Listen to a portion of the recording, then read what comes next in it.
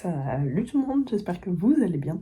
Je suis désolée si la lumière de cette vidéo est absolument ignoble. Je tourne ça, il est très tard, il faut quand même que je vous poste une vidéo. Donc pour l'éclairage, on repassera. J'ai réussi à améliorer les choses au montage, mais je ne pense pas. Et du coup, on se retrouve aujourd'hui pour la vidéo du nouvel an. Non, la vidéo de fin d'année, qui est tout simplement les 25 meilleurs livres que j'ai lus en 2025. Sachant que j'ai un peu triché et j'ai mis des séries dans ce top. Et j'en ai mis plusieurs tomes, et quand j'ai mis plusieurs tomes, je les ai comptés comme un seul. Même si bon, c'est quand même un peu différent, mais comme ça on peut parler quand même de beaucoup plus de livres que tout simplement juste des séries. Donc on est parti pour le 25e livre de ce classement, qui est Half a Soul de Olivia Atwater. Donc ce livre-là, c'est une cozy fantasy. À chaque fois, je vous mettrai s'il est traduit, si j'y pense. Mais voilà, c'est une cozy fantasy que j'ai lue pendant les vacances et que j'ai lue en anglais surtout. Et il faut savoir que je suis pas trop cozy fantasy, mais que celui-là me tentait vraiment beaucoup. Celle-là me faisait vraiment envie parce que vu les avis positifs que j'ai vus sur cette série et surtout sur ces deux premiers tomes, bah, ça me faisait très envie de commencer et j'ai pas été déçue puisque je crois que j'ai mis 4.5 à ce livre. Voilà, et puis niveau... Alors, Cozy Fantasy, il y a quand même une enquête et c'est à l'époque... Enfin, c'est à l'époque.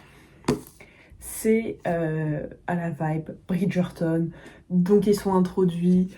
comment ça s'appelle ? Voilà, quand elle fait son entrée dans la société. Donc voilà, ils font leurs entrées dans la société, il y a des balles, ils se font courtiser, ils parlent tous avec un langage très soutenu, tout ça.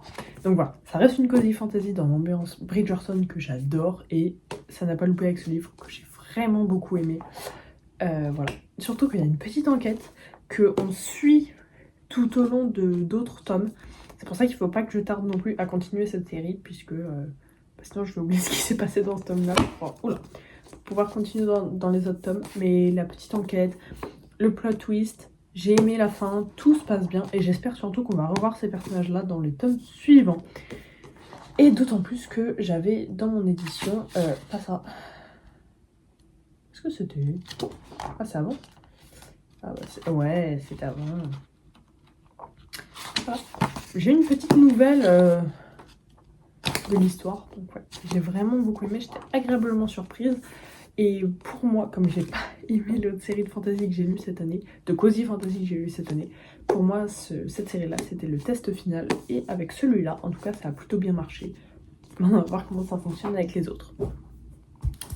À la 24e place, nous avons Wild Love de Elsie Silver. Je lui ai mis 5 étoiles à l'époque. Alors, les livres qui suivent ne sont pas tous des 5 étoiles.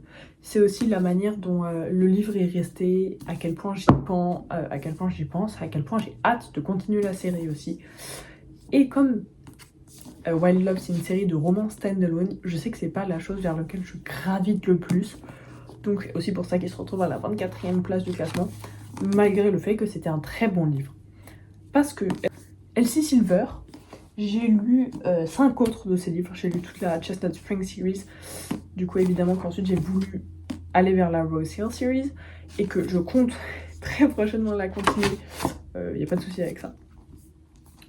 Mais oui, quand je dois choisir un livre, surtout le fait que je suis moins en mood de romance en ce moment, mais fait que c'est pas la chose vers laquelle je gravite le plus, et que c'est pour ça, comme j'ai déjà dit, que c'est en bas de ce classement. Sinon, si je voulais que lire cette série, évidemment que ce serait beaucoup plus haut, parce que ça veut dire que ça m'aurait beaucoup plus marqué.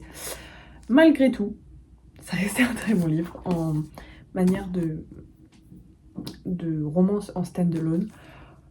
Je pense que j'ai préféré Wild Love à plusieurs tomes de la Chestnut Spring series, notamment Powerless, que j'ai pas du tout aimé. Je sais qu'il est très aimé par beaucoup de gens, mais moi je l'ai pas du tout aimé. Et du coup, je peux vous dire que moi, j'ai beaucoup plus préféré Wild Love. On suit Ford Grant, qui est le frère de Willa Grant, donc un des personnages de Chestnut Spring, qui est du coup classé comme le billionnaire le plus sexy de la ville, je crois. Et lui, il fait sa petite vie tranquille dans sa ferme, il a un studio de musique, il écrit des chansons. Et un jour, Rosie, donc la sœur de son meilleur ami, revient en ville, parce que ça s'est mal passé, elle revient, et en fait, Ford est amoureux d'elle depuis leur jeunesse, depuis très longtemps, ils ont grandi ensemble, et du coup, forcément, c'est leur histoire où on les suit pendant qu'ils tombent amoureux. Mais, petit twist, c'est que Ford, il a une fille qui vient d'apparaître dans sa vie, c'est une fille qui proclame qu'elle est sa fille, et que sa mère lui a juste tout simplement caché son existence pendant toutes ces années et qu'elle aimerait renouer contact avec lui. Je crois que c'est ça. Je crois que c'est ce qui arrive à sa... Enfin, que c'est ce qui se passe. J'avoue que l'histoire avec sa mère, je me rappelle plus.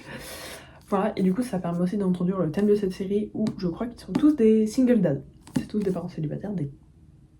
Est-ce que c'est des parents ou c'est que des pères? Je sais pas. Enfin bref, j'ai beaucoup aimé la manière dont ils tombent amoureux, les souvenirs de jeunesse aussi qui sont très mignons, les caméos avec les personnages des séries d'avant, les personnages des prochains tomes, tout ça était très mignon, c'était fait dans une ambiance très cosy, au bord d'un lac, avec la mer. Vraiment, j'avais un setting dans ma tête qui était absolument incroyable. À lire en hiver, ça m'a vraiment réchauffé le cœur. Et en plus, Elsie Silver, c'est d'une rapidité fascinante à lire aussi. Et cette couverture est incroyable. Donc j'ai quand même beaucoup aimé. La 23e place de ce classement, c'est The Devil's Son 5, que je n'ai pas avec moi. Parce que je l'ai prêté, enfin bref. Il faut savoir que donc The Devil's Son, c'est ma saga de romance sombre, dark romance. Ah, j'ai le premier.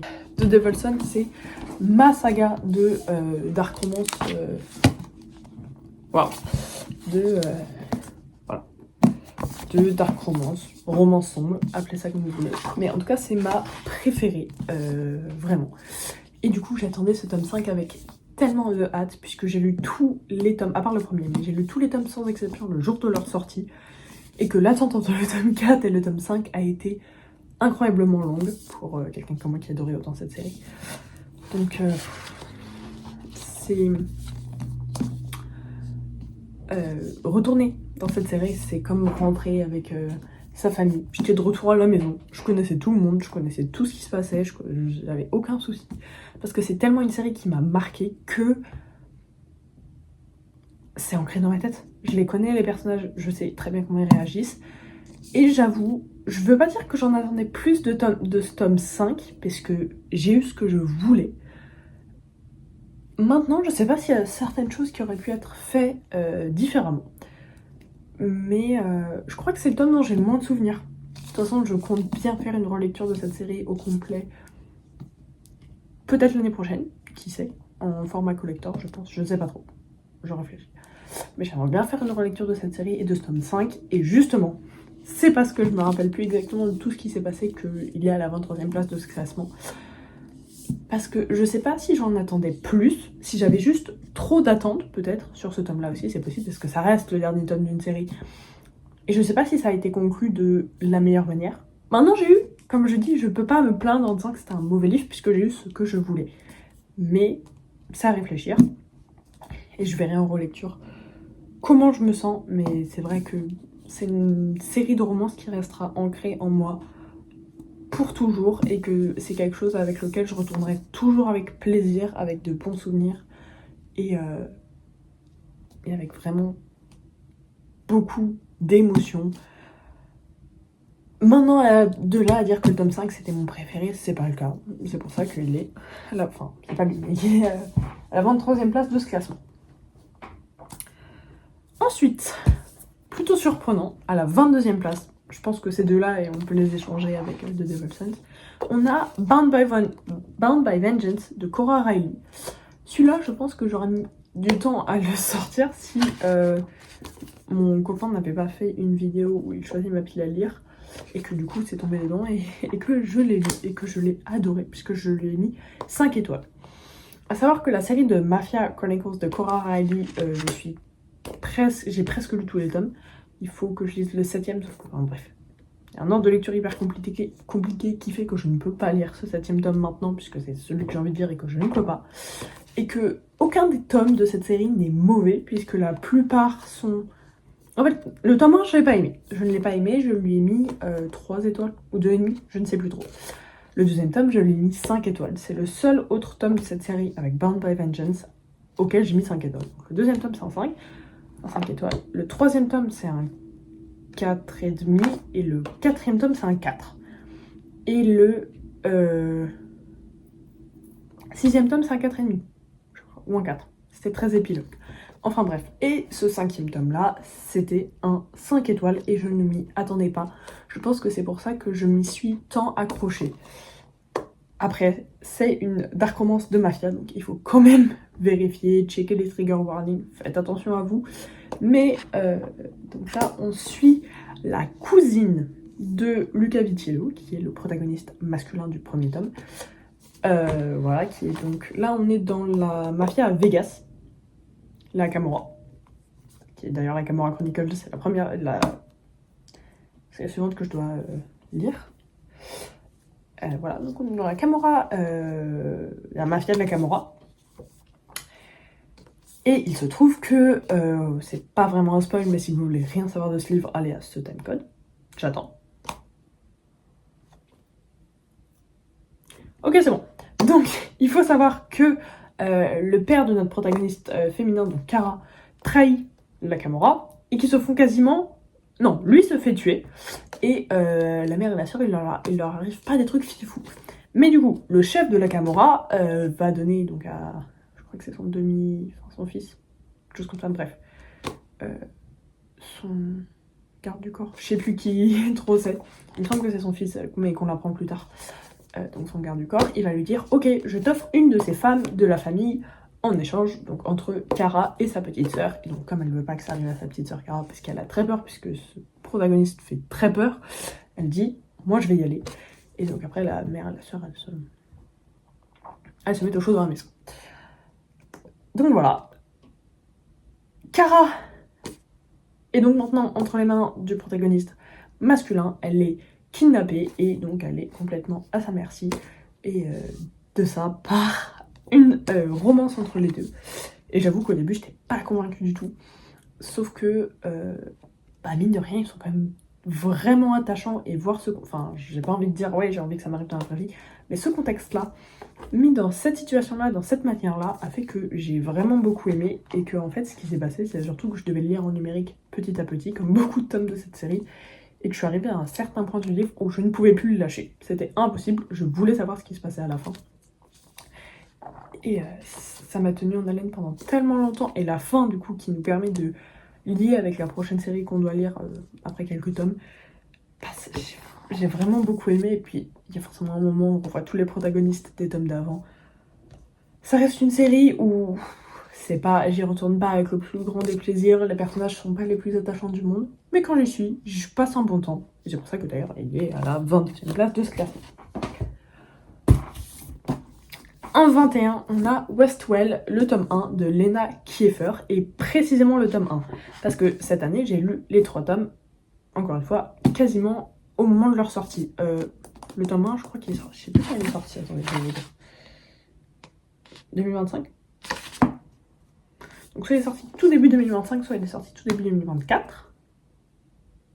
Je pense. En tout cas, j'ai lu tous les tomes de cette série cette année. Voilà. Le 3e tome était pas si mal. J'ai été très dessus du 2e tome. Et mon premier... parce que le 3e tome était bien, mais pas au niveau quand même de ce dont je vous ai parlé là. Mais ce premier tome était vraiment très bien. J'ai vraiment adoré l'histoire de... Roméo et Juliette, mais c'est à New York, de manière assez récente. Et donc 2 familles qui se détestent. Mais du coup, c'est une histoire un peu réécrite de Roméo et Juliette, tournée à New York maintenant, avec surtout majoritairement des conflits immobiliers. Et surtout, le petit twist, c'est qu'ils ont tous les deux un frère et une sœur qui sont morts. Son frère est mort, sa sœur est morte. Et du coup, forcément, ils se détestent, mais ils vont finir par enquêter ensemble sur qui a fait ça, qui a tué leurs frères et sœurs. Et donc c'est d'ailleurs l'histoire qu'on suit tout au long des 3 tomes, c'est ce plot-là qui est majoritaire. Et le plot twist, c'était pas mauvais. Mais c'était pas révélateur non plus, puisque j'ai du mal à m'en souvenir. Donc si je m'en souvenais mieux, ça m'aurait plus marqué. En tout cas, j'ai vraiment adoré ce premier tome, et je pense pour moi, à mon avis, à part niveau enquête, mais que on aurait pu en faire un seul tome et que j'aurais adoré ça. Maintenant, ça a été fait en trilogie. Ça fait très longtemps qu'on n'a pas vu de romance en trilogie et forcément, il y a des hicks, il y a des couacs et il y a des choses qui se passent pas toujours bien, ce qui nous fait souvent un tome 2 en longueur et c'est ce qui s'est passé avec cette série. Le tome 2 est très très très long. Et ça va passer. Et ce tome 1 là était très sympa, surtout qu'il y a plein d'autres aspects que je vous laisserai découvrir dans ce tome là, qui ont fait que vraiment c'était très agréable de le découvrir.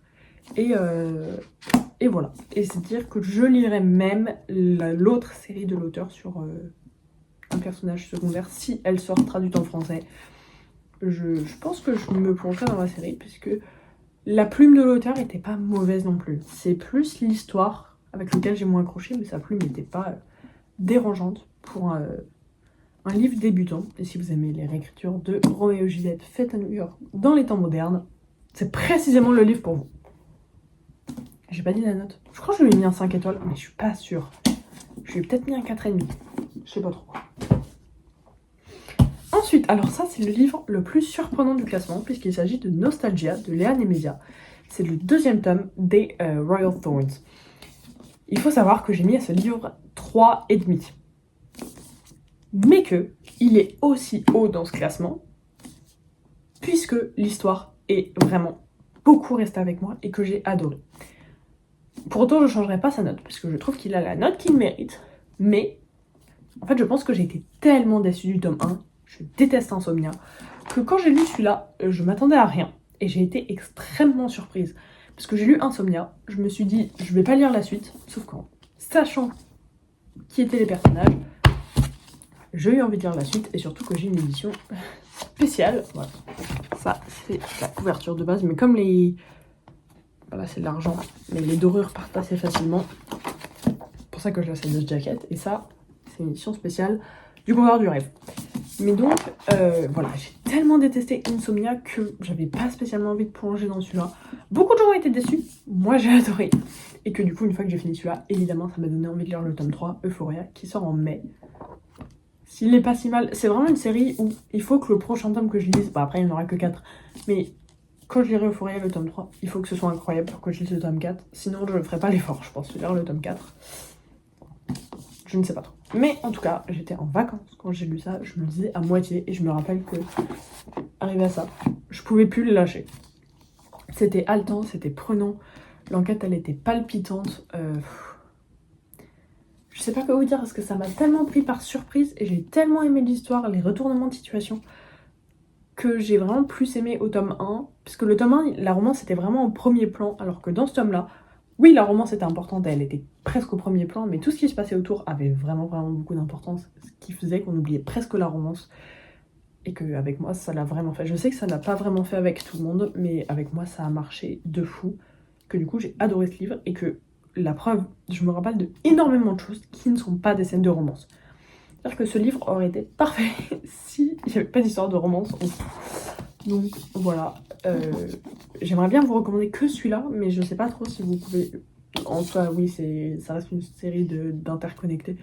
Donc vous pouvez le lire tout seul, même si on parle et on spoil quand même le tome 1. Pour moi, il vaut à peu près rien. C'est pas grave si vous faites spoil, mais tentez Nostalgia et bah, vous verrez bien ce que vous en pensez. À la 19e place de ce classement, nous avons The Hurricane War de Thea Gwanson. Alors, c'est la romantasy / high fantasy que j'ai été le plus dubitative cette année. C'est pour ça qu'il est très bas. Alors par contre, l'objet livre, il serait dans les premiers. Mais du coup, ça, je l'ai lu au début d'année. Et c'est le premier roman de Thea Gwanson. Donc c'est son début de novel. Et donc, dans cette histoire, on suit Thalassine, qui n'a connu que les guerres du côté de la lumière et qu'elle se bat contre ses ennemis de la nuit. Mais lorsqu'elle se fait... Attendez. Ok. Lorsqu'ils se croisent par mystère... Ah, mais c'est même pas dit. Intéressant. Ok. Je vais pas vous le dire pour pas vous spoil le plot. Mais du coup, ensuite Thalassine, du règne de la lumière, Alaric Lui, c'est le prince du royaume de l'ombre, et elle, c'est une commandante en chef du royaume de la lumière. Ils se croisent, il va se passer plein de trucs, ils vont devoir s'allier, voilà comment je peux formuler, ils vont devoir s'allier pour essayer de vaincre les menaces qui sont plus puissantes qu'eux-mêmes et que leur royaume encore. Et il se passe, vous voyez le livre, il se passe vraiment beaucoup de choses. C'est le pire résumé possible de faire de ce livre, mais en même temps, je ne vais pas vous spoiler, puisque c'est tout ce qui est écrit derrière. Et mon plus gros souci avec ce livre, déjà, ça a été la fin. Parce que je n'ai pas compris la fin. Bon, j'ai le 2e tome dans ma pile à lire, et il faudrait que je le lise. C'est prévu pour bientôt. Parce que j'avoue que la fin m'a vraiment surprise, et je l'ai fini, j'étais là... je m'attendais à beaucoup mieux.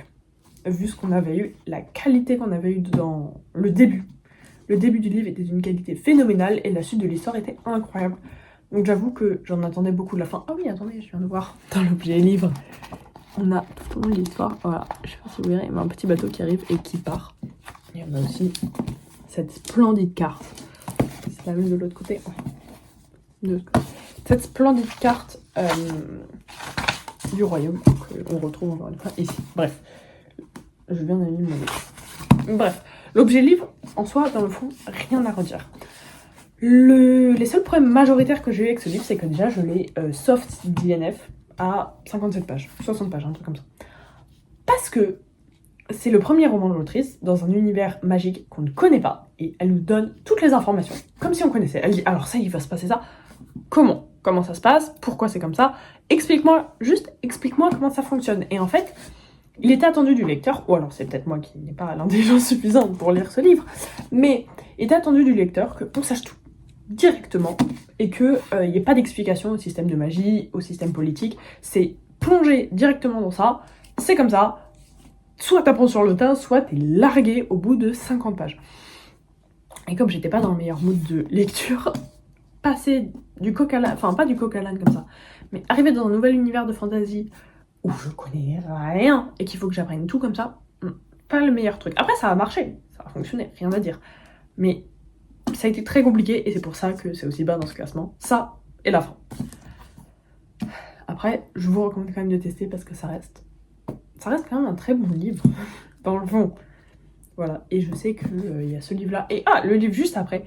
Heureusement que j'étais avec mon copain et qu'on avait un espèce de petit challenge pour me pousser à avancer parce que je pense que sinon j'aurais mis plus de temps à me remettre, déjà dans celui-là, à me remettre dans l'histoire.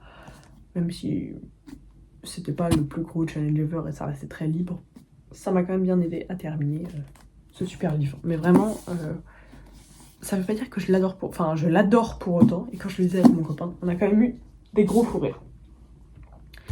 En 18e place de ce classement, on a Une ombre dans la braise de Jennifer L. Armentrout. Si vous ne savez pas, vous savez pas trop en vrai parce que j'ai cette chaîne depuis pas très longtemps donc les anciens livres j'en parle pas, mais je suis une fan absolue du sang et la cendre, de la saga Le sang et la cendre, Jennifer L. Armentrout. Et il fallait ensuite que je lise donc Une ombre dans la braise qui était le premier tome de La chair et du feu et j'y suis allée vraiment à contre-cœur puisque pour moi la fin de la saga du sang et de la cendre, là où je m'en suis arrêtée, c'était tellement incroyable, tellement prenant que est-ce que j'ai envie de faire une pause pour lire ce livre? Pas trop, mais je veux respecter l'ordre de lecture de l'autrice. Je suppose qu'il y a une raison, et moi je le respecte. Du coup j'ai lu Une ombre dans la braise. Alors, je pense que juste le plus gros problème avec cet tome, même si, alors à la fin celui-là ça m'a pas du tout dérangé, c'est que ça reste des pavés et que si à un moment on n'est pas pris dans l'histoire, ça passe plus. Ça passe pas du tout. Alors... aussi, heureusement qu'à ce moment-là, j'avais mon Kindle parce que j'étais dans une phase, je veux pas te lire de livre. Et ça, là, de lire et de voir à quel point t'avances, je pense que ça aurait été compliqué dans le monde parce que je me remettais doucement dans la lecture. Et je crois que c'est le premier roman de fantasy que j'ai lu, enfin que j'ai choisi à lire. Enfin bref, je blablate. Donc dans cette histoire, on suit Sérafina, Mireille, qui n'a jamais pu choisir ce qu'elle faisait puisque depuis toute petite, ses ancêtres ont passé un pacte, c'est qu'elle doit épouser Amon de sa vie pour devenir la consort de Nyctos, l'originel de la mort. Donc l'originel dans ce monde-là, c'est les dieux. Donc elle doit devenir l'épouse du dieu. Sauf qu'en fait, son but, depuis très jeune, on l'a élevé pour tuer cette personne, tuer le dieu de la mort. Parce que je sais plus pourquoi, mais si elle rate, il se passe quelque chose de pas cool à son royaume. Sauf qu'en fait, ils vont tomber amoureux et elle va plus vouloir le tuer. Voilà. En vrai, c'est le petit résumé de cette histoire. Et donc j'avoue, j'adore cette idée de résumé, parce qu'un de mes livres préférés, c'est La Reine des Ombres, de Tricia Levenseller, et que c'est précisément, à 90%, le résumé de ce livre. Donc quand j'ai lu le résumé, je me suis dit, génial, je vais adorer. Et je sais pas, le début, après je l'ai lu quand même au début de l'année, mais le début était un peu long à se mettre en... Surtout, voilà, c'était long à se mettre en place. Et sur 700 pages, on aurait peut-être pu en couper 100, 200, parce qu'il y a eu des moments de vide où il se passait rien. Par contre, une fois qu'on est arrivé dans le palais avec le plot, avec Nyktos, qui est quand même incroyable comme book boyfriend, ça c'est beaucoup mieux. Et à la fin, je ne parle pas de pareil. La fin, j'étais accrochée au livre énormément, parce qu'il y avait des plots que j'avais devinés un peu, mais pas trop. Il y a plein de choses qui m'ont choquée et j'ai été vraiment happée énormément par ce livre. Et du coup, je l'ai fini et j'ai très hâte de continuer cette série. Du coup, maintenant je dois continuer Le Sang et la Cendre, mais également de continuer cette série, donc Une ombre dans la braise. Je crois, ah non, parce que j'allais dire, je crois que je dois relire la fin pour me souvenir de ce qui se passe, mais en fait non. Je m'en rappelle, et je me rappelle que j'ai quand même passé un très bon moment sur ce livre, et que j'étais aussi soulagée, parce que ça faisait 1 an et demi, je crois, qu'il était dans ma pile à lire, quand je l'ai lu, comme le prochain tome du Sang et de la Cendre que je dois lire, que j'étais soulagée de l'avoir lu à la fin, et que j'ai quand même adoré, puisqu'il me semble que je lui ai mis 5 étoiles, et je le regrette pas du tout. Mais quand on enlève des gros pavés comme ça de sa pile à lire de temps en temps, ça fait du bien. Ensuite, à la 17e place, Les Ombres de nos âmes de Jay Saylor. C'est le premier tome, c'est Le Premier Sorcier. Donc dans cette histoire, on suit Astoria, qui, encore une fois, n'a jamais eu de contrôle sur sa vie. Son mariage a été tout tracé puisqu'elle devait épouser un homme qu'elle n'aime pas, qui est le fils du commandeur de la... Non, elle, c'est le gouverneur de la justice. Oh là, pour me rappeler qu'elle doit épouser... des affaires extérieures. Sûrement le fils des affaires extérieures. Donc elle doit épouser le fils du gouverneur. Elle est prise et folle de rage de cette décision. Et en fait, elle veut, vivre sa vie toute seule, succéder à son père ensuite dans la prise de son pouvoir, être gouverneuse de la justice. Et elle veut pas du tout être femme au foyer, épouser un homme qu'elle aime pas et faire sa vie comme ça. Elle convient pas du tout, donc elle est très énervée, elle est enragée. Et j'avais oublié. Et les femmes, elles doivent restreindre l'utilisation de la magie, puisqu'on a 12 gouvernements, 12 hommes à la tête, ceux qui prennent le pouvoir, tout le monde a de la magie, mais les femmes, elles sont restreintes, elles ont une restriction sur l'utilisation de leur magie. De plus que Astoria, elle a une magie qui est très rare dans le royaume dont on parle, pas beaucoup. Et ce qui se passe, c'est qu'il va se passer plein de choses, et elle va se retrouver à faire un pacte avec un homme des ténèbres.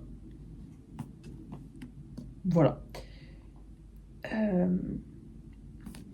va faire un pacte avec lui. Ils vont parler, elle va lui parler de ses rêves, de ses ambitions, tout ça. Et ils vont ensemble essayer de faire tout. Changer, en fait, la manière de gouverner, changer le gouvernement, faire tomber les têtes qui sont au pouvoir politique. Et il va se passer tellement plus de choses. Surtout qu'en fait, là je parle d'Astoria, mais on suit aussi sa sœur, qui elle vit toute une histoire à côté, avec des points de vue qui sont aussi très intéressants. Et donc, évidemment, encore une fois, c'est une romantasy, il va se passer plein de trucs. Et encore une fois, pourquoi il est à la 17e place, c'est parce que j'ai quand même un peu de mal à... c'est que je me rappelle plus 100% de la fin. Tout ce que je sais et que j'ai adoré dans ce livre, c'est qu'il y a une rage féminine tellement intense et que c'est un roman féministe tellement intense que vraiment c'est beau à voir. C'est tout l'aspect je veux faire tomber les gouverneurs, moi aussi je veux pouvoir régner, je veux utiliser ma magie comme je veux. C'est vraiment très beau à voir et ça me donne très... N'empêche que plus je vous en parle, plus j'ai envie de continuer la suite parce qu'en fait j'ai adoré ce livre, j'ai adoré ce tome-là. Et c'était du pur plaisir de le lire, donc forcément que j'ai envie de continuer. J'ai juste le livre et je peux pas tout lire. Surtout que, encore une fois, le livre est magnifique. Alors là, on s'en fiche. De l'autre côté, c'était magnifique. Et qu'en fait, ça change d'avoir réellement un livre où c'est pas juste des paroles et des « je suis énervée ». Vraiment, il se passe des choses et je suis sûre qu'en continuant la série, il va se passer encore plus de choses. Puisqu'on suit le point de vue de tellement de gens. En tout cas, j'ai un peu mal vendu, mais si ça vous intéresse, lisez. En 16e place, on a Spark of the Everflame de Pencool. Alors celui-là, je l'ai lu pendant les vacances et j'adore. J'adore le protagoniste masculin, j'adore la romance et la tension qu'il y a entre eux, j'adore le setup du royaume. On a une carte. Et toute petite. Avec les explications de la magie, tout ça. Donc je trouvais ça vraiment intéressant, j'ai passé un excellent moment à lire plein de choses. Le problème, bon déjà c'est que j'ai deviné à la fin. Soit. Cependant ça m'a pas donné moins envie que ça de continuer la suite, parce que j'ai très hâte. C'est une de mes prochaines lectures d'ailleurs, la suite. Que j'ai vraiment adoré ce livre. Vraiment, je me rappelle des moments où je le lisais et je sais que je passais vraiment un super moment. Et c'est vraiment, encore une fois, des bons souvenirs. Cependant, elle là, Diem, insupportable. Insupportable. C'est vraiment un protagoniste féminin, il y en a peu qui m'énervent, mais elle, dont m'énerver, c'est fou. Mais du coup, dans ce livre, on suit Diem Bellator, qui a voulu s'échapper de son petit village toute sa vie. Ah oui, parce que toute cette société, c'est gouverné par des demi-dieux qui sont soi-disant cruels et qui se servent de ces humains pour abuser de leur brutalité. Sa mère disparaît et du coup, elle doit... du coup, quand sa mère disparaît, ça entraîne un secret choquant pour toute la famille et ça la lie à des descendants, les demi-dieux qui gouvernent, d'une manière qu'elle n'aura jamais imaginée. Diem, elle doit donc prendre la place de sa mère dans le centre des guérisseurs, ce qu'elle fait depuis très jeune. Donc, en vrai, ça se passe pas si mal. Et à force de faire tout ça, ça l'amène au palais des descendants de... Alors, la lumière. Et mignonne, je crois. Attendez, je vais vous dire. Lumnos, c'est vraiment Lumnos. Ça mène au palais de Lumnos où, évidemment, il y a le prince régent Luther qui est là et qui la surveille. Et elle doit pas faire n'importe quoi au palais des descendants, sinon... Quick. Et donc, elle doit surveiller et guérir le roi qui est malade. Mais elle, en même temps, comme elle aime pas trop le système, elle veut rejoindre une rébellion qui se déroule en même temps. Enfin bref, j'ai déjà donné mon avis sur ce livre, c'est très bien. Encore une fois, c'est un peu rafraîchissant comme série. Mais à la fois, je me presse pas pour la terminer, puisque l'autrice, elle a toujours pas annoncé le 4e et dernier tome. Et donc là, je vais lire le 2e. Et si je me dépêche trop, je vais attendre le 4e tome et je serai trop impatiente comme tout le monde. Donc en fait, avec la fin de ce premier tome qui me donne très envie de lire la suite, je suis pas si pressée non plus. Donc c'est à réfléchir. Mais en tout cas, j'en ai vu vraiment du bien et j'ai pas été déçue. J'ai été même très contente de lire ce premier tome d'une série de romantasy que je ne peux que vous recommander puisque je sais qu'il est traduit aussi en français. Si vous aimez bien les protagonistes insupportables. En 15e place, on a un livre que j'ai lu très récemment. C'est Lightlark de Alex Astor. C'est le premier tome de la saga Lightlark et je n'en avais pas entendu les meilleurs avis. Pourtant, quand je l'ai lu, ça a fonctionné avec moi magnifiquement bien. Puisque on suit... Je me rappelle mieux, parce que je l'ai lu récemment. On suit Isla, parce que les ombres de nos âmes, je crois que j'ai mis 4 étoiles, mais c'est pas comme des flammes, j'ai mis 5. Enfin bref. Lightlark, j'ai mis 5 étoiles. De toute façon, on rentre quasiment que dans mes 5 étoiles. Qui est normal, puisqu'on arrive quand même au milieu du classement. Donc, dans cette histoire, on suit Isla, la reine des sauvages, qui encore une fois a été envoyée donc sur l'île de Lightlark, puisque c'est la reine du royaume, et que les 6 rois, et reines, en tout cas les 6 dirigeants du royaume, tous les 100 ans, ils se retrouvent sur l'île de Lightlark pour mener un concours. Donc c'est écrit, je peux quand même vous le dire. Donc voilà, les 6 dirigeants des 6 royaumes sont invités sur l'île de Lightlark tous les 100 ans pour passer un concours. Ils ont tous quelque chose à cacher, ils ont tous des secrets à défendre. Cependant, ils ont tous des malédictions qui s'abattent sur leur royaume depuis 500 ans. La manière de réparer la malédiction, c'est de tuer quelqu'un. Tuer un des 6 rois et reines, ce qui entraînera l'extermination du royaume. Et donc c'est pas si facile de faire que ça. Sauf que Issa, elle... oui, ok. Donc, Isla, elle a un secret vraiment, vraiment très important. Et du coup, elle va participer au tournoi. Pas sereine du tout. Et elle va devoir jouer de beaucoup de trahison, de beaucoup de mensonges, esquiver beaucoup de choses, faire très attention à qui elle se lie, à qui elle fait confiance, ses alliances, ses ennemis, pour pouvoir essayer de survivre et pour au final être le royaume qu'ils ne doivent pas tuer à la fin. De plus, on a un super petit triangle amoureux.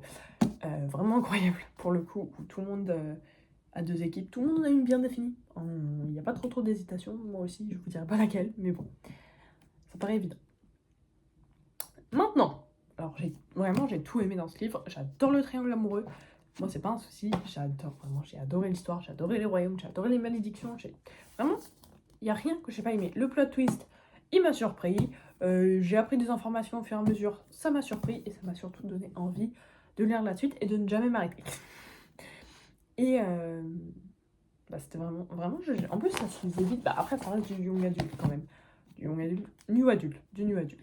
Ça se lisait quand même relativement vite, et j'avais beau être occupée, je voulais toujours revenir à ce livre au fond, et j'y pensais très souvent, et j'y pense encore, puisque j'ai envie de continuer la série, alors que celui-là je l'ai fini il n'y a pas très longtemps, qui veut quand même dire quelque chose. Et moi je suis plutôt contente, puisque de base, ce livre avait été très mal vendu, il avait été vendu comme une romantaisie, et je crois que, je sais plus ce qui s'est passé, enfin il y a eu des dramas sur, il a très mal été promu, il a très mal été étiqueté, du coup les gens l'ont pas du tout aimé. Moi je sais que mes amis m'avaient recommandé de pas l'acheter, que je les ai pas écoutés, que je l'ai acheté quand même au moment de sa sortie, et que je l'ai enfin sorti de ma palle, donc en vrai, encore une fois, ça fait quand même du bien.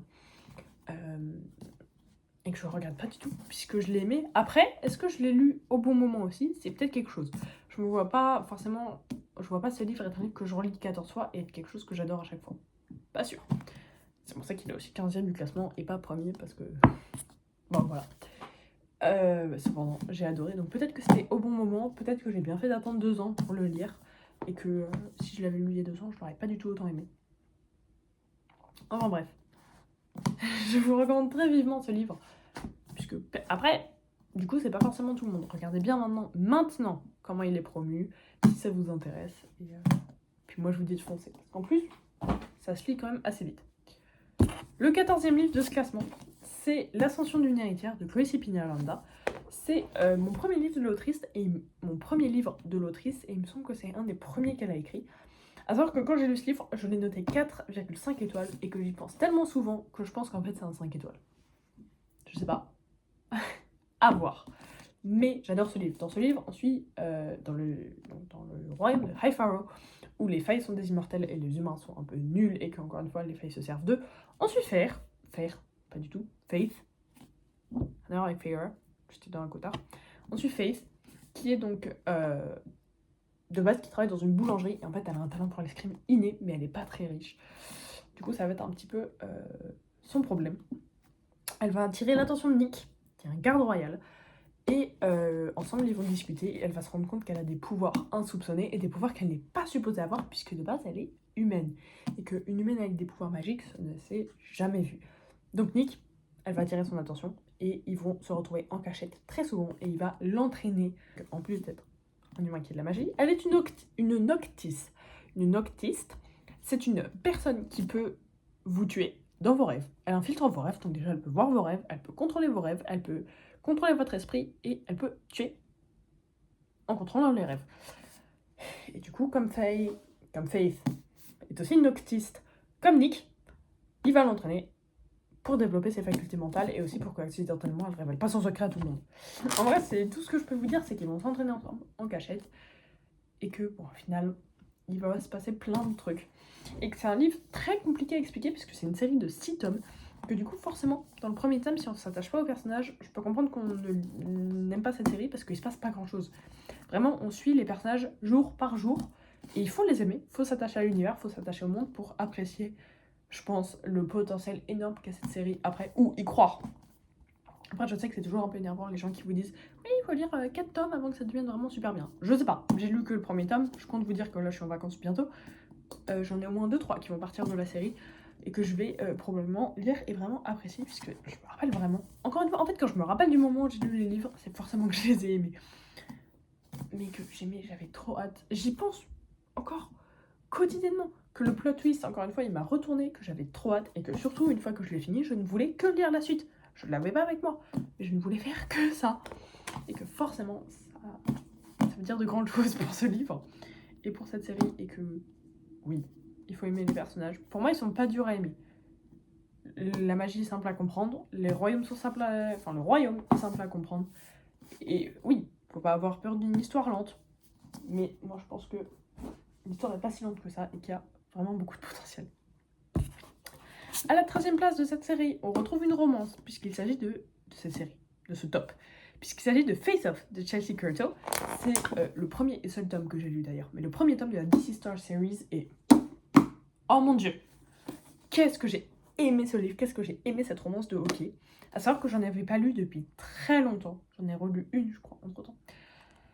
Que je l'avais... Alors, surtout, qu'est-ce que c'était bien. Et c'est une romance auto-éditée. Donc ça veut dire que vraiment il y a du potentiel. De toute façon, je pense que vous l'avez vu passer. Tout le monde l'adore. Tout le monde ne dit que du bien de cette série. Et évidemment, j'aurais pas les 5 tomes en entier, les 4 autres tomes qui suivent, si ce tome-là ne m'avait pas plu.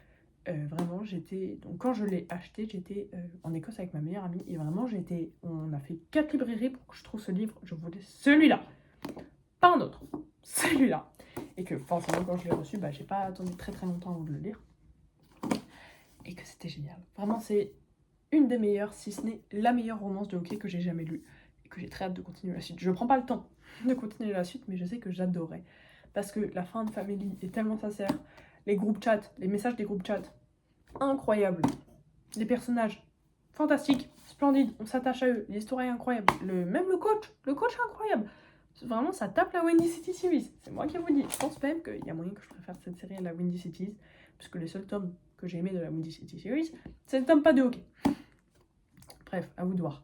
Et donc, dans ce livre, on suit Emerson Hartwell, qui est une des meilleures joueuses de hockey qui existent. Elle va intégrer l'équipe des DC Stars de Chicago. L'équipe des DC Stars y galère. Donc le coach, il amène Emerson, qui est une très bonne joueuse, mais elle a une fille, et du coup elle va devoir un peu trouver sa place dans cette équipe. Enfin, de toute façon, c'est un domaine très masculin, mais eux, faut qu'elle prouve, surtout au capitaine de l'équipe, Maverick, que en fait, elle est forte, même si lui, c'est quand même le meilleur joueur qui existe.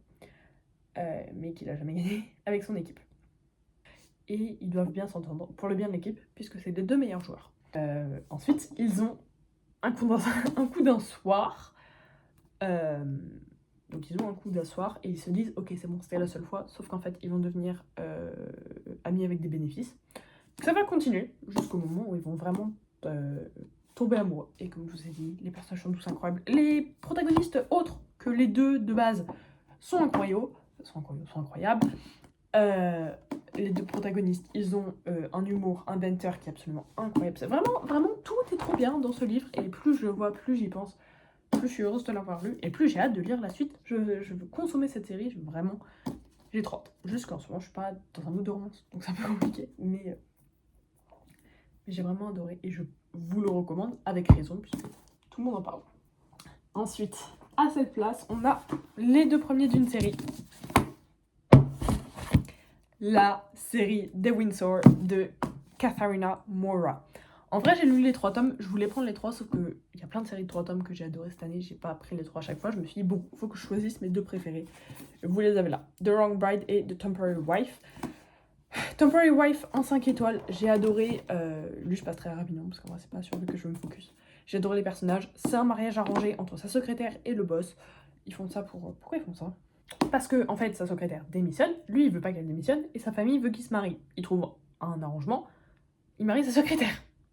Ils doivent pas tomber amoureux, ils doivent pas dire qu'ils sont en couple, enfin qu'ils sont mariés au travail, et ils doivent dormir ensemble, parce que ça c'est dans l'héritage, enfin bref, ça c'est dans les lois du mariage, ils doivent dormir ensemble toutes les nuits. Donc c'est de la proximité forcée, et ils sont mariés, et c'est absolument incroyable, parce que cet homme, Grovel, j'ai plus la traduction en français, mais d'une manière absolument incroyable, il y a de l'amour. En fait, cette série me montre de ce que c'est croire en l'amour, tomber amoureux et avoir une vie et un avenir ensemble. Surtout qu'à la fin, il y a des plot twists incroyables. Enfin bref, j'ai adoré ce livre. Et le vrai que j'ai adoré, c'est The Wrong Bride.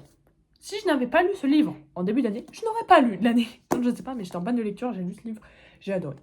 Alors, dans celui-là, Arès, le protagoniste masculin, est marié à la sœur de Raven. Sauf que, petite tension bizarre entre eux, bon, Raven, elle aime Arès depuis super longtemps, depuis qu'ils sont gamins. Et lui, on voit bien au début que c'est sa meilleure amie, mais qu'en vrai, il y a une petite attirance. Sa sœur, je sais plus comment elle s'appelle. Bref, elle vient pas au mariage, elle est pas là. Qui prend sa place? Raven. Donc Raven, elle épouse Arès, et donc c'est un mariage, c'est pour ça que c'est The Wrong Bride, parce que c'est pas lui qui est censé épouser. Donc en fait, qu'est-ce qui se passe? Ils sont mariés, mais lui, il aime encore sa sœur, et donc elle, comme elle l'aime, elle veut qu'il n'aime qu'elle, qu'il ne jure que par elle, et que leur mariage en fait se déroule bien, et que ce soit un mariage d'amour. Alors oui, c'est un peu bizarre, le contexte. Mais la manière dont cet homme fait ses gestes, et moi, mon love language, c'est acts of service. Enfin, non, il y en a plein d'autres, mais je sais que ça compte. Et là, qu'est-ce que j'ai été servie. Et comme je dis à chaque fois, Arès Windsor, the man you are. Genre, je pourrais parler toute la journée de ce livre, parce que je crois vraiment, sincèrement, que c'est une de mes romances préférées ever. En plus, ils sont tous billionnaires, les gars, ils sont tous super riches. Il n'y a rien qui est pas bien. Et elle, c'est une modèle créatrice de mode aussi. Donc, regardez ça, ces pages de chapitres. Tout est trop bien, les gars.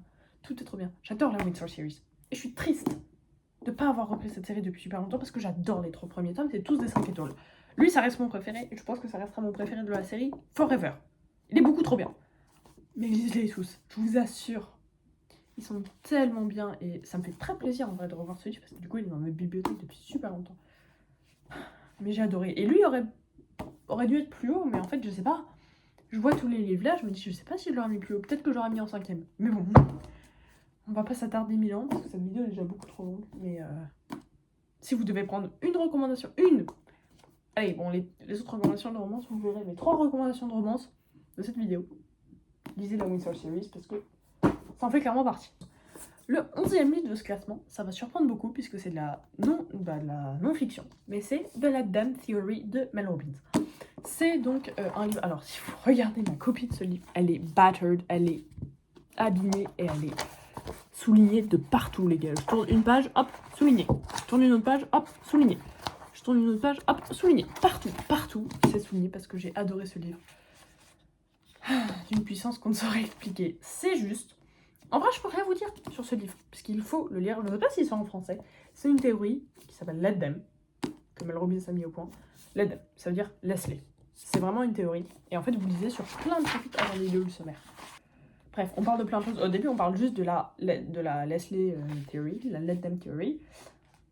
Ensuite, on parle de manager le stress, d'avoir peur des autres, des opinions des autres. Donc, comment on peut gérer cette théorie, gérer les réactions émotionnelles de certaines personnes, la comparaison chronique, comment faire pour s'en échapper. Faudrait que je relise ce chapitre. Pour remasteriser les amitiés d'adultes, pour motiver les autres personnes à changer, pour aider quelqu'un qui a du mal, pour choisir l'amour que vous méritez et plein de choses. Et vraiment, c'était un super livre sur une super théorie. Déjà, c'est le seul livre de non-fiction et surtout de développement personnel que j'ai lu et qui m'a vraiment aidé dans ma vie, qui je pense qu'il m'aidera toujours. Vraiment, quand je vous dis les livres, il est dans un état... Il y a plein de citations, il y a plein de choses qui sont très précieuses et que je pense que je relirai. Là, vous voyez, en vous parlant de ce livre, je viens de revoir un chapitre que je pense que je vais me remettre à lire juste après avoir fini cette vidéo parce que ce livre m'a vraiment beaucoup apporté sur beaucoup de choses dans mon quotidien et en vrai, je le recommande à tout le monde parce que c'est pas grave de lire du développement personnel. Il n'y a rien de cliché, il n'y a rien de honteux. Et vraiment, il y a plein de gens qui ont lu ce livre cette année parce que je crois qu'il a même gagné la catégorie non-fiction de Goodreads. Mais il est vraiment bien. Après, je ne mets pas de notes au non-fiction, mais si j'aurais dû, j'aurais mis 5 étoiles. J'ai failli en lire plusieurs cette année, en fait j'ai lu que lui à la fin. Mais vraiment, je veux dire, quand je le vois tout annoté, ça me donne envie de le relire. Et j'aimerais le relire comme pour la première fois. En plus, je suis trop contente, j'avais trouvé une édition de paperback, ce que je voulais vraiment. Et juste, ça me fait plaisir, vraiment. Pareil, si vous avez besoin d'aide, si vous prenez l'opinion des gens en compte, lisez ce livre. Et je pense qu'il y a une partie de moi qui n'aurait jamais ouvert cette chaîne YouTube si je n'avais pas lu ce livre avant. Ça m'a vraiment apporté beaucoup dans la vie. Bah vraiment, non, je vais le mettre de côté puisqu'il y a un chapitre que je veux relire. Ensuite, le 10e livre de cette pile, c'est encore une série, et vous m'en avez déjà entendu parler sur cette chaîne, c'est la Beast of Briar series. Bonded by Thorns, Forged by Malice. Bon, il y a aussi Woven by Gold, mais c'est celui que j'ai le moins aimé des trois, donc encore une fois, j'ai fait un choix. Celui-là, je sais même quand j'étais en vacances avec mon copain. C'est un harem inversé, avec une fille, 4 garçons, donc on a le printemps, l'été, l'automne, l'hiver, et elle, et en fait, ils sont tous sous une malédiction, c'est tous des loups, la nuit et des princes le jour, et donc ils sont enfermés dans un château qui est affecté par des ronces, et du coup ils retournent pas dans leur royaume respectif, parce que du coup la nuit ils se transforment en loup. Sauvages, s'ils apprennent pas à les contrôler, ils détruisent tout sur leur passage. Voilà. Dit comme ça, retelling de la Belle et la Bête, je suis d'accord avec vous. Cependant, c'était tellement bien. C'était tellement bien. J'ai aimé les romances, tous les personnages sont incroyables, et surtout au fil des tomes, bon lui est énorme, et j'ai peur pour le tome 4 qui sort le 15 janvier, croyez-moi, je suis sur les chapeaux de roue, parce qu'il va être encore plus gros. Celui-là il fait 900 et quelques pages les gars, 900 et quelques. Donc évidemment on n'est pas, ouais, au moins 900 ans, 917. On est vraiment sur un plot de fantasy, c'est une romantasy, mais sur un plot de fantasy qui, dans Woven by Gold et dans Forged by Malice, qui est développé de fou, qui a tellement plus que juste une romance inversée, un harem inversé avec 4 gars. Vraiment, lisez-le. À part si vous n'aimez vraiment pas les romances inversées et les livres très spicy, parce que les scènes de smut dans ce livre, croyez-moi, faut y aller. Hein. Bah, il faut s'accrocher parce que parfois, mais encore une fois, vraiment c'est incroyable. Et je pense que c'est une manière plus douce de se mettre dans la fantasy, parce qu'en vrai, le royaume est super simple à comprendre. Vu que c'est sur les saisons, ça reste rien de compliqué. Regarde-moi ces couvertures. Et la 4e est magnifique et j'ai trop hâte. Vraiment, j'ai trop hâte de continuer parce que c'est trop bien comme série. La fille, c'est un peu pareil, elle est un peu énervante, mais bon, dans les faits, on adore. En 9e position, on a Just for the Summer de Abby Jiménez, donc autrice que j'ai découvert cette année, et un super magnifique livre que j'ai lu cet été.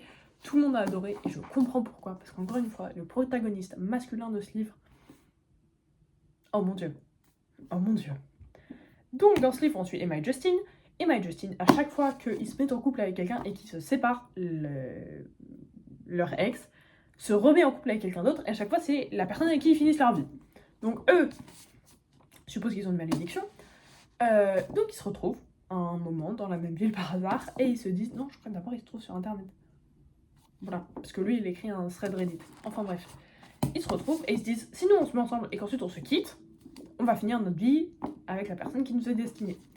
Et du coup, ils font ça pendant un été, just for the summer. Ils se disent qu'à la fin de l'été, ils vont se séparer et que ça s'arrêtera là et qu'ils trouveront la personne avec qui ils finiront leur vie ensuite. Sauf qu'en fait, ça va pas du tout se passer comme ça, puisqu'encore une fois, ils vont tomber amoureux. En même temps, je comprends parce que Justin, cet homme, encore une fois, il fait des choses. Je pense que personne pourrait faire ça. Si, tout le monde pourrait faire ça en fait. C'est juste typiquement des choses que j'aimerais.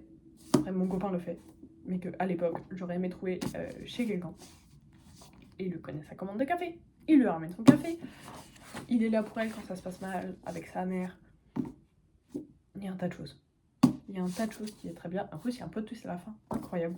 Et encore une fois, Abby Jiménez, c'est une des autrices qui a le pouvoir de me faire croire en l'amour. Enfin, c'est pas que je dis... En fait, il faut que j'arrête de dire que je n'y crois plus, parce que c'est pas vrai. Mais quand je lis ça, je me dis, ok, ça c'est un livre de romance. C'est ça l'amour. Vous voyez, quand même le pouvoir de ce truc-là. Et surtout que à chaque fois, c'est des livres que je lis en un jour et demi. C'est beaucoup trop bien, c'est beaucoup trop rapide. Et que là, j'ai hâte. Je crois que j'ai pris son plus récent.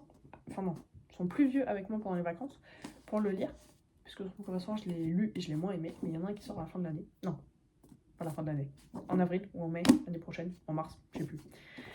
Et que j'ai trop hâte de lire. J'ai trop hâte de... Bah, en fait, d'être dans la hype avec tout le monde, maintenant que j'ai rattrapé mon retard, en vrai. Mais j'aime trop cette autrice. Vraiment, je veux lire tous les livres qu'elle a écrits un jour. Et en fait, pourquoi j'abrège pas? Parce que le 8e livre de ce classement, c'est Part of Your World de Abby Jiménez. C'est le premier livre que j'ai lu par elle, et je ne regrette pas. On suit tout simplement Alexis, qui est donc dans la ville de New York. Bon, je sais pas dans quelle ville elle est, mais elle est à un poste important dans un hôpital, dans l'hôpital construit par sa famille, où tout le monde est tout le temps. Elle était mariée au chirurgien et il la trompe. Du coup, ils séparent leur mariage, c'est très dur pour elle. Et elle va rencontrer Daniel, qui lui vit à la campagne. Il essaye juste de faire vivre l'Airbnb de son grand-père. Surtout que sa mère le met un peu dans la mouise.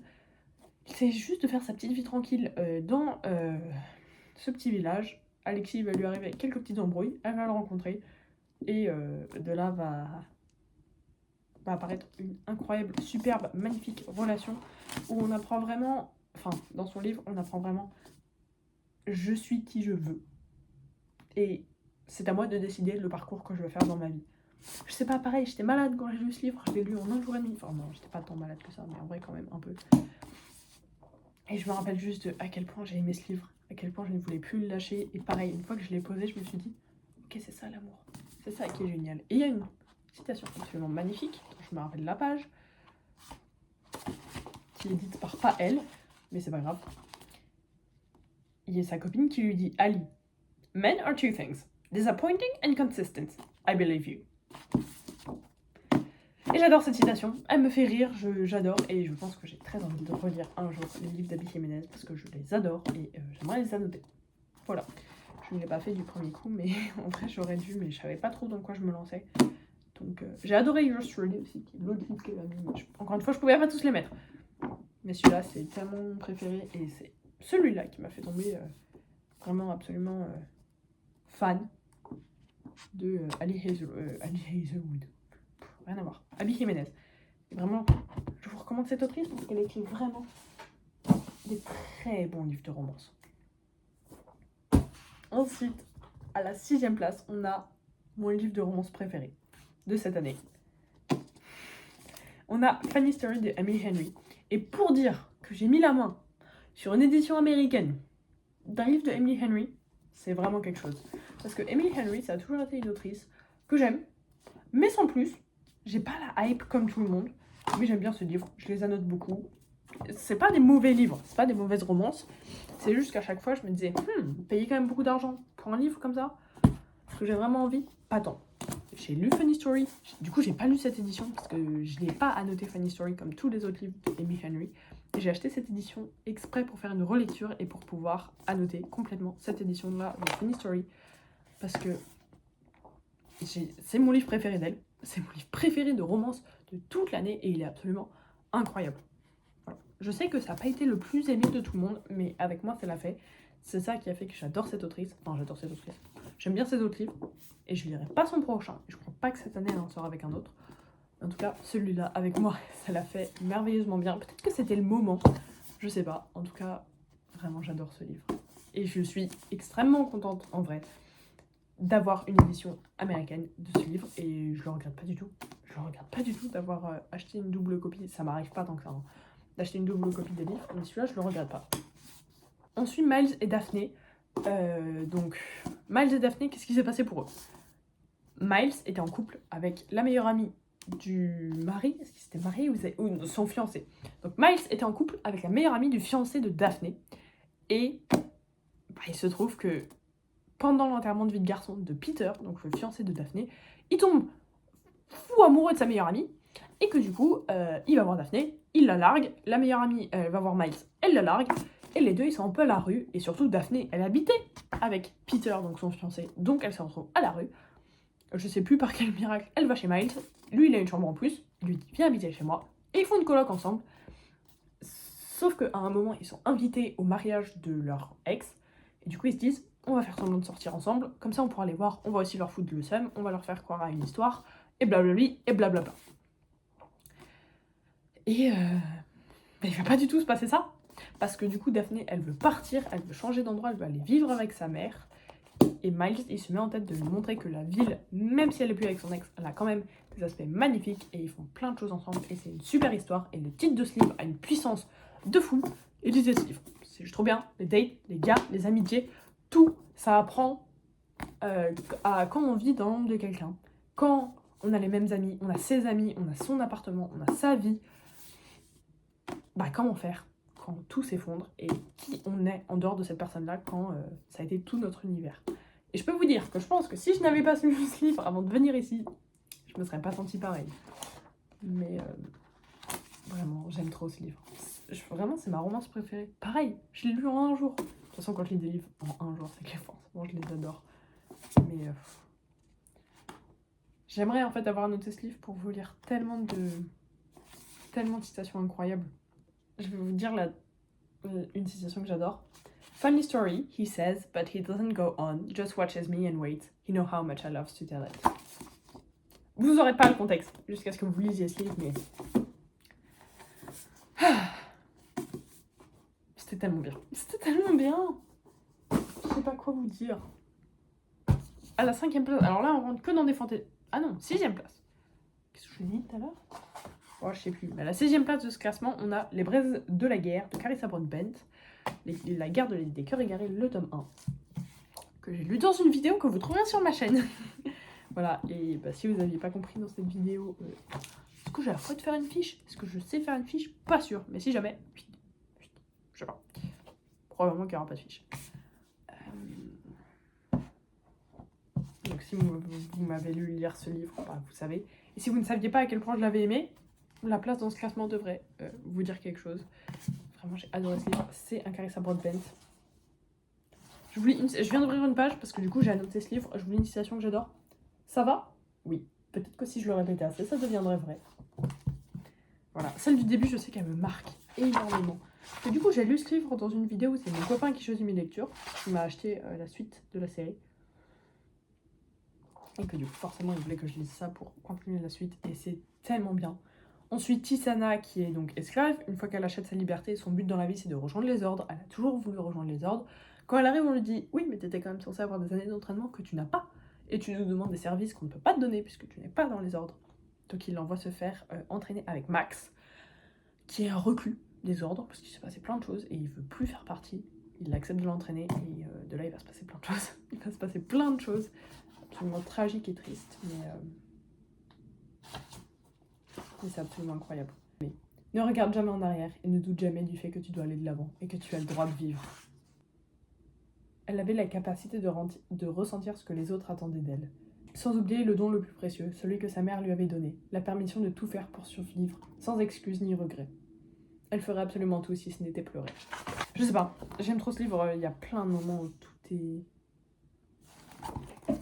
est juste souligné parce que j'aime trop. Vraiment, j'adore, les personnages sont attachants, la romance en romantaisie. Ça faisait un moment que j'avais pas lu une si bonne romance en romantaisie que depuis le moment où j'avais lu... C'est pas vrai, parce que il y a un livre que j'ai lu dans cette même vidéo qui va apparaître dans cette vidéo. Peu de temps après. Mais j'aime trop ce livre. Ah, en plus, surtout, je sais pas, mais la manière dont c'est écrit, la police, tout est incroyable. En fait, tout dans ce livre est incroyable et je l'adore et j'ai très hâte de continuer. De toute façon, si vous avez vu ma vidéo des 20 livres en 2026, vous savez que la fin de cette série est dedans et que je compte absolument le lire et que Carissa Broadbent a un talent pour l'écriture qui ne cessera jamais de m'étonner. J'ai écrit des petites phrases. Attendez, je vais essayer de retrouver le chapitre qui m'a fait pleurer. Mais bref, j'ai passé beaucoup trop de temps sur ce livre. Je l'adore. Au suivant. The Bone Season de Samantha Shannon. J'adore ce livre, mais il est surtout à la 5e place du classement pour la fin. La manière dont j'ai eu envie de lire ce livre. L'envie que ça m'a donné de lire ce livre. Incroyable. Magnifique. Splendide. Dans ce livre, on suit Paige Mahoney, en 2059, qui se fait capturer dans la République de Sion, puisqu'elle est clairvoyante et que c'est une magie qui n'est pas autorisée dans ce royaume-là. Elle est envoyée à Oxford sous la joue et la gouverne de celle qui dirige, du consort de celle qui dirige. Je sais plus comment il s'appelle. Le gouverneur. Je sais qu'il a un prénom. Parce qu'elle l'appelle par son prénom à des moments. Mais bref, en tout cas le gouverneur. C'est, donc elle est entre guillemets esclave, c'est lui qui a, son droit sur elle. Et en fait, ensemble, ils vivent ensemble. Et voilà.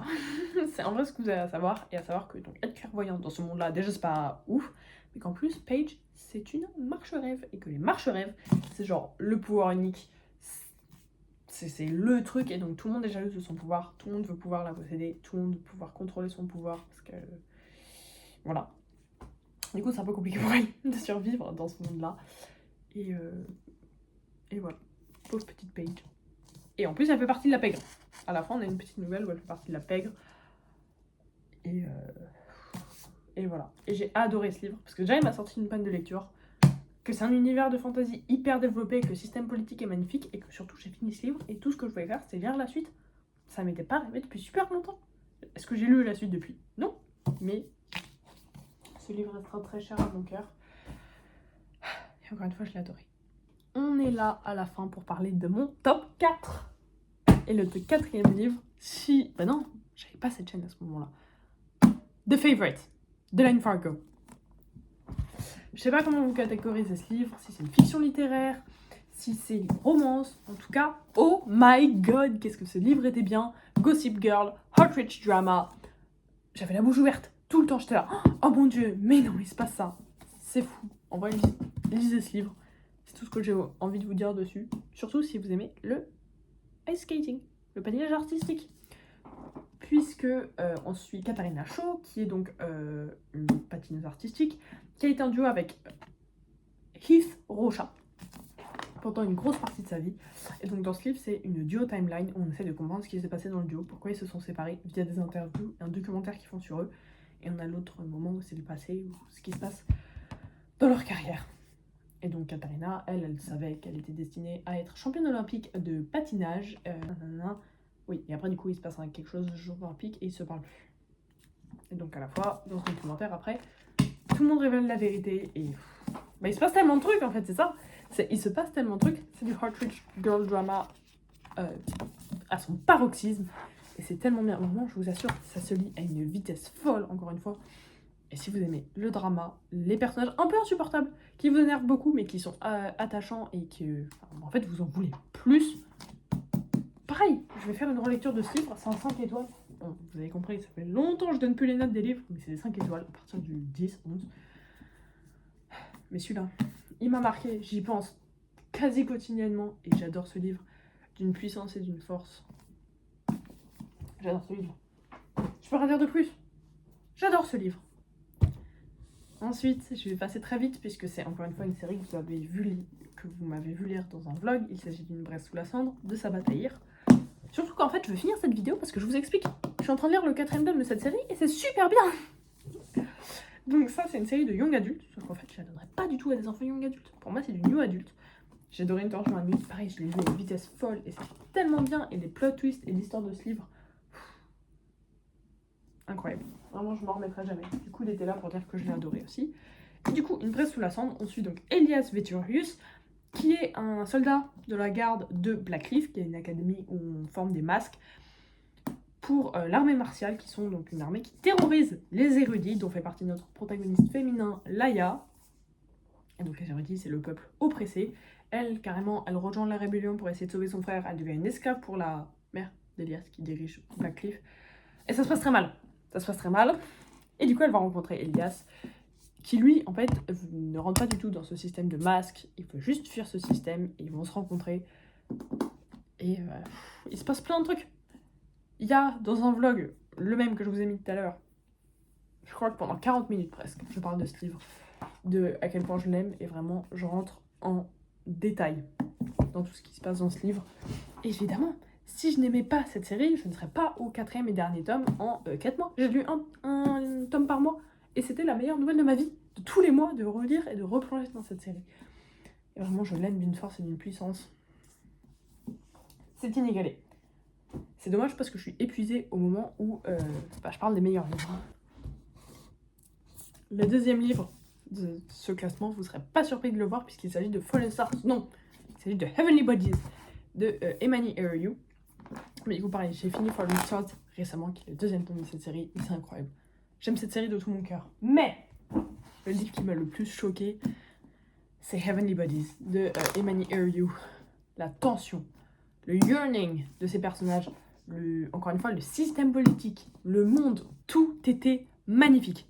Dans ce livre, on suit Elara, belle rêve, qui a eu une prophétie quand elle était petite, c'est qu'elle allait tomber amoureuse d'une étoile. Donc les étoiles, ce sont encore une fois les dieux de ce monde-là. Il y en a 12 pour les 12 signes astro, qu'elle allait tomber amoureuse et que tout le monde allait mourir. Ça ressemble à un truc comme ça. Ah oui, non, que juste les 2 allaient mourir. et que en fait il y a donc une étoile qui entend parler vent de cette prophétie, et en fait c'est le roi des étoiles. Et je crois que la prophétie parle du roi des étoiles. Donc lui il est pas d'accord, il veut pas mourir, il veut pas mourir à cause d'elle. Il descend, il fait ses petites affaires. Elle est envoyée, enfin elle fuit en fait à cause de ce qui se passe, et elle est capturée par son ennemi, le roi du royaume de la lumière. Enfin, le prince du royaume de la lumière qui est genre son ennemi depuis toujours.